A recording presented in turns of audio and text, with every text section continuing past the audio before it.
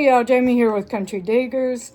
Today I'm going to give you some more information on some bottles, some ones I've dug, and we'll be going into Double Cola, Nesbitt's, Barks Root Beer, and Knee High. So stay tuned. Alright, we'll start with the Double Colas. I dug these two cans.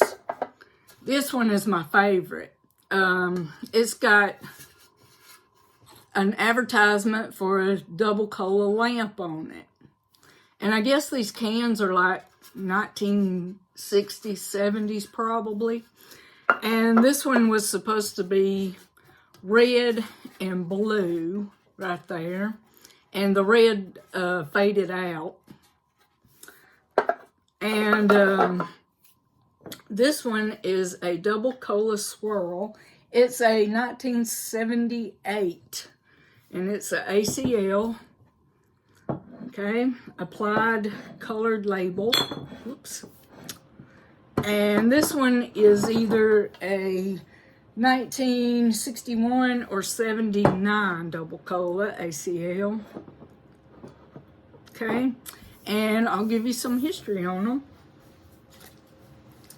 Okay, this company is celebrating 100 years of business and a century of loyal community.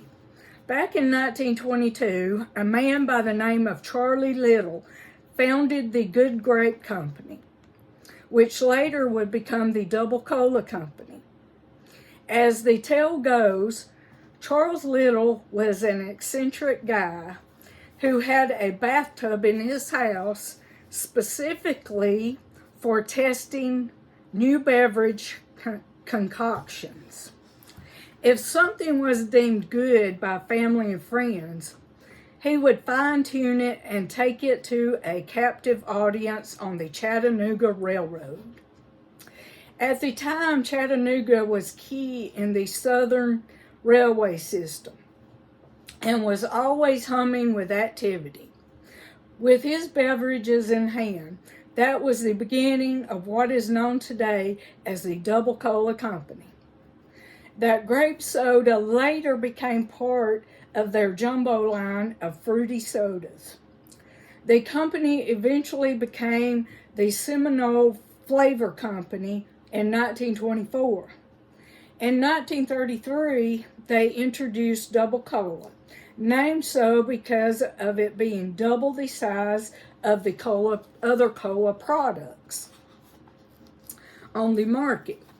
In 1953, Seminole Flavored Company changed its name to be the Double Cola Company, and today celebrates its centennial as a beverage company. Today you'll find their products in the South, part of the Midwest, and nationally in Cracker Barrel restaurants. Double Cola. All right, next we have Nesbitt's. This one is an embossed Nesbitt's of California. It's a pretty one too. And it's a 1950s 12 ounce, it says. 12 ounce. I don't know how this one can be a 12 ounce and these two 10 ounces, but anyway. All right. And this one of these is a 1965 and the other one's a 1972. Okay. Some Nesbitt history now. Info. The Nesbitt's Fruit Products Company was founded in 1924, named after its founder, Hugh S. Nesbitt.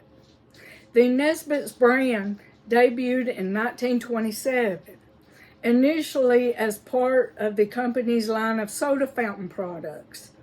Nesbitt's began bottling Nesbitt's Orange and several other flavors in the late 1930s, putting it in direct competition with established market leader Orange Crush. Nesbitt's became the U.S. market leader of orange soda pop during the late 1940s and 1950s, with advertisements featuring then unknown model Marilyn Monroe in 1946, and proclaiming itself to be the largest selling bottled orange drink in the world. Nesbitt's own brand of orange beverage was surpassed in popularity by Fanta in late 1960s, and then faded in popularity in 1972. The company was sold to the Clorox Company, and in April 1975, the bottling operation was sold to Moxie Industries, Inc., later Monarch Beverages of Atlanta. Nesbitt's. All right, next is Knee-High. This is an Art Deco Pat D.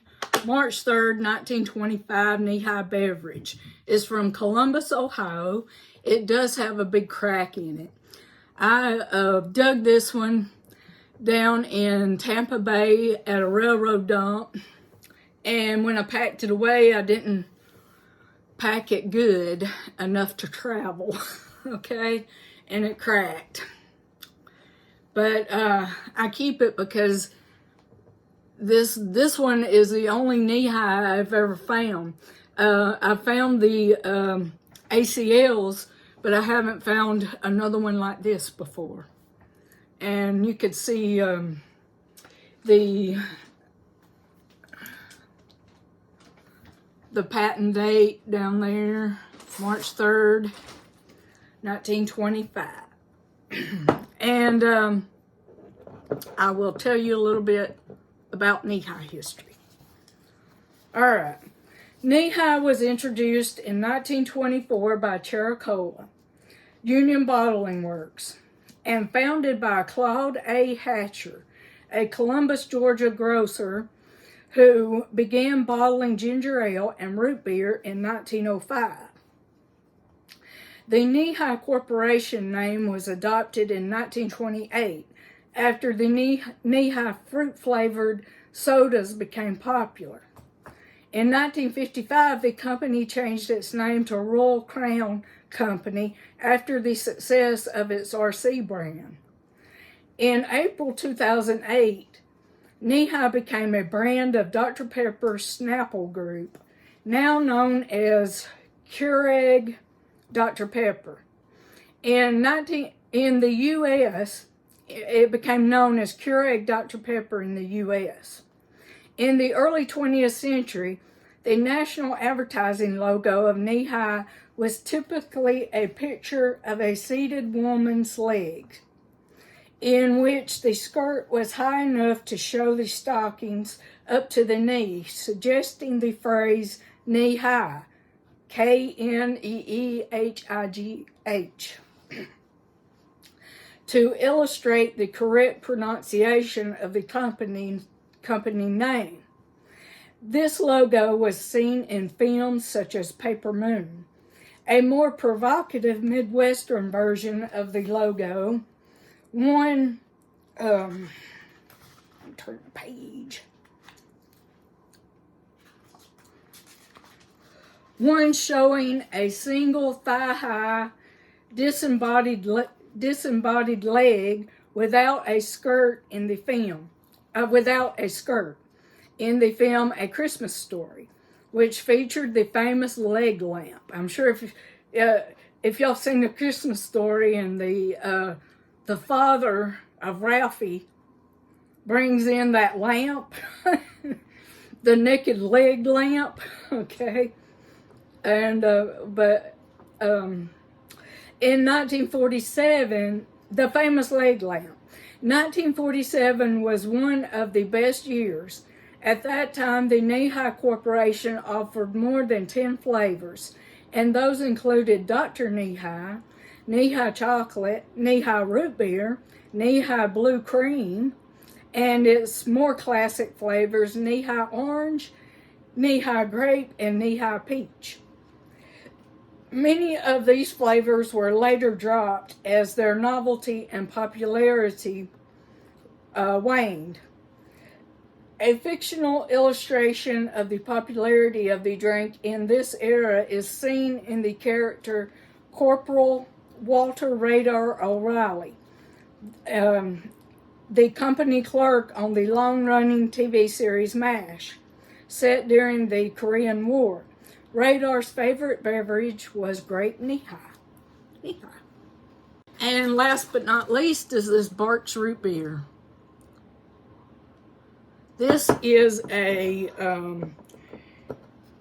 1952 Barq's root beer, or Barq's. It is a Durglass bottle, and those of you who don't know Durglass, they made Durglass during the 1940s and 50s, and this is a 1952 Barq's. Okay, a little bit on Barq's now. Okay, though many observers think of New Orleans as the home of Barq's root beer, the popular soft drink got its start in Biloxi, Mississippi in 1898, when New Orleans native Edward Charles Edmund Barq invented the soft drink with a bite. A trained chemist, Barq worked on Louisiana sugar plantations in the winters and spent his summers in Biloxi bottling artesian water and concocting soda pop flavors. Barq's was originally called Barq's Root and Herb Brew. In 1898, as the Victorian era drew to a close and the United States expanded its empire in the wake of the Spanish-American War, a new beverage was born in the Deep South that would capture the imaginations of people for generations to come.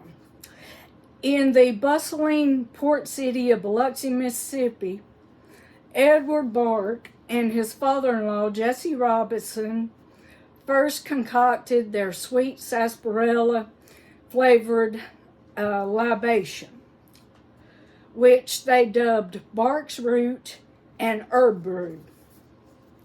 In 1900, the name changed to Barq's Root Beer when Edward Barq bought out his father-in-law. The onset of Prohibition in 1920 posed an existential threat to brewers and bottlers of alcoholic beverages across America. But Barq's Root Beer Company responded strategically, altering its product just enough to stay in business during the nationwide ban on alcohol sales, removing the traditional, if mild, fermented root beer kick. Barq's reformulated their beverage to align with the new legal landscape, seeking to avoid any association with banned alcoholic brews.